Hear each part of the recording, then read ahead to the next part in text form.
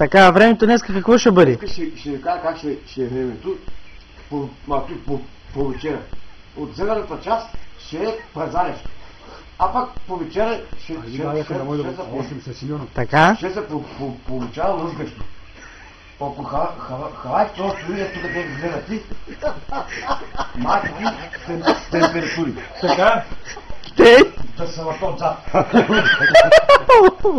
Така, по Черноморието какво ще бъде времето? Черноморието чака този кандидат така. Чака да офанате.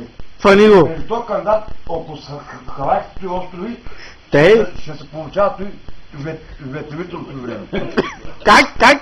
Ветровително. И по вечера към 5-6 часа ще се получава той лъзгащо време. Лъзгащо. Лъзгащо, така, а към колко ще има продухвани? Към 6 часа вечерта. Да.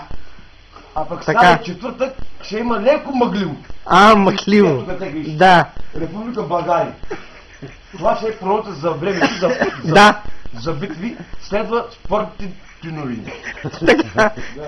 Сега, спортните новини сега да чуем. В Англия как ще бъде времето? В Англия сега покажи, тук сега това е картата на Лондон. Да, при капитана как ще бъде времето?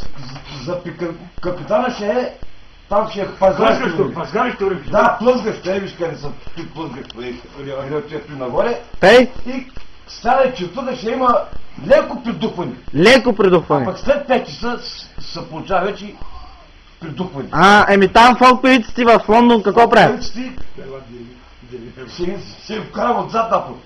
Отзад? Да, биче. Дайте му вилата, бе. Дайте му вилата. Дай, Зенко, дай да... По-живо, аре бе майна. Аре бе Зенко. Зенко, аре бе майна. В тази зоната част ще има. Заната част какво ще има, господине? Ще има леко замързяване. Замързяване? От към